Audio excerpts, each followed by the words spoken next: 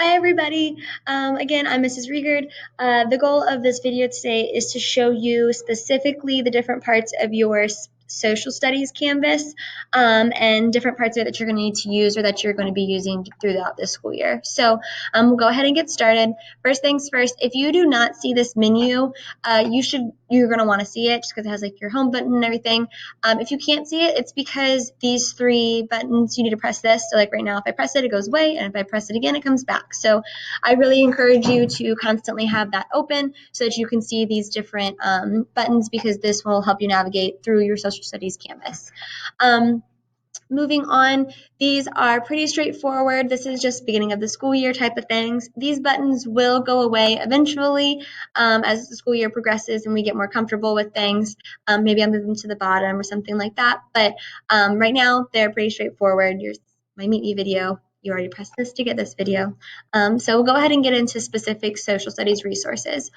This school year, these 6 boxes are really the only things you're ever going to need to press while you're using My Course. So you have the menu here, and you might see maybe 1 or 2 more options come here or onto this menu, but you're really not going to be able to use them because anything that's in those options will already be within one of these boxes that you'll need to use. So really you only use this menu if you want to go to the chat, which is where me or your peers can help you with things, or if you need to press home. So we're going to go ahead and start here. So your first box, and this is your probably one, this is one of your most used boxes. You will use it every time you have my class, but this is where you'll find your assignments. So just to give you a quick look, obviously it's not filled in because this is before school, but this is where you will see your assignments. So I have the days of the week, if it's an A day or B day. You'll notice that the A day, B day box for assignments and directions are the same. That's because that's how that works. But then again, it goes back to separated because you guys will have separate due dates since it's A day, B day. But right here in this area, you're going to have all of the directions that you need, any links if it's going to send you somewhere else, like a different page for directions or to an assignment link or a discussion link. Everything's going to be there for you. So that's what I'm saying, that you don't need to really press anything over here because everything will be linked right into this page. So it's super straightforward, super user friendly, and I promise you'll get used to it, but it's all going to be right there for you. When you're working on your assignments, if you have questions, it gives you some info here of where you can reach me so that we can talk if it's outside of class time. The next box that you will use definitely weekly or every single time you have my class is the access to your Zoom meetings. So you'll press on the green box and there's a schedule for you. So if you are in first block, whether it's A day or B day, both classes won't be using it at the same time. But you say you come in your first block on A days, you will press on this link. It should automatically open it for you. If it asks for a password, which it shouldn't, the password for you guys is right here. And then third block and fourth block have their own links as well. There will be a waiting room, so you just have to get on there and it notifies me that someone's in the waiting room and I'll let you in. As a side note, if you're in blocks 1A or 1B, you'll be doing your social emotional learning with me. When you join at 9:15, there's not a specific link for that, but it says to join our daily time, use the link for blocks 1A and 1B. So you will press this right here. Moving on.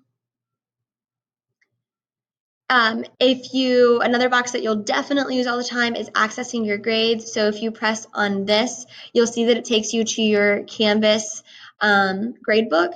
So it's going to tell you here, like when there's actually assignments uploaded, the assignments will be there. It'll tell you if you've turned it in, if it's missing, if it's late. So this should help you stay on top of things and different assignments. I'm also going to be using PowerSchool. So now you have 2 grade books that you can look at to see if you all have all of your assignments done. So that should be helpful to make sure that you're staying on top of things, because this year grades do count and you will be having to do them. Speaking of grades, if you see that you're missing an assignment, this will change every week and it will only represent the week that we are currently in. If you missed an assignment that was due, last Thursday, you're not going to be able to see it in this box for this week, but you can see it in the previous assignments box. So when you press on this box, right now it's not filled out, but on this side, it will tell you specifically what assignments were given that week. And then on this side will be a link. So you can see, for example, like if there was, a Flipgrid assignment or an Ed puzzle, it will say like Flipgrid assignment, Renaissance Ed puzzle. And then if you press on the link that will be right here, it's going to take you back to the assignment page so you can access all of the directions and everything there for you. So it keeps it all, you're not going to have to search everywhere. You just have to take the time to read to see where the assignment is located, and then you can press on the link to find the directions. The next two boxes are going to be important, but you might not use them every single week. It's just like additional resources. So additional class resources. It's going to be a lot of buttons that will tell you how to do different things within Canvas. So for example, this will be linked to a video, and when you press on it, if you're having trouble finding how to share a document so that I can actually access it, it goes through, it's like a 2-minute video that shows you how to do it. So you could press on that, how to join Flipgrid will be a button, how to join Edpuzzle. So all the different things that if you're confused, you can email me and I might direct you to this box because there's probably already going to be a video there that's showing you how to do something.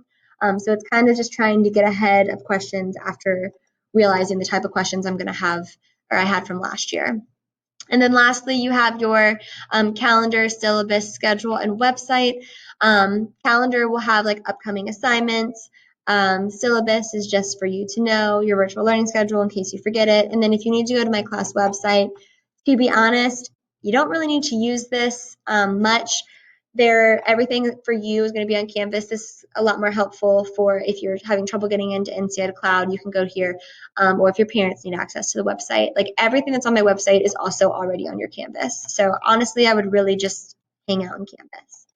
The last thing on the homepage, honestly, you don't really need. It is the CMS resources. The only CMS resource you'll probably use is the digital citizenship. The rest is kind of for your parents. But you will have to do a digital citizenship thing at some point, so you'll definitely use that. But feel free to look through this. It just kind of gives you some information. The last thing to say that is not specific just to my course, but we can email you and you can email us using this menu over here. So if you look at the inbox here, when I press on it, it says access denied right now. But if you press on this, you can type my name in and you can email me straight in Canvas, or you can do like, a separate email to my CMS email. But something to note is that it will tell you if you have an email. So there will be a little notification, like a little, a red circle with like a 1 in it that says like you have a message waiting. So make sure if you see that, you press on it and you see what the message is, because it's probably going to be from your teacher, whether it's a response to you or they're just reaching out being like, hey, you need to be doing an assignment or something like that. So make sure you're checking that out. But other than that, you guys will get comfortable with this as we actually practice it and learn it. But just wanted to give you a little bit of insight so you can kind of start getting prepared. But alrighty, I'll see you guys soon.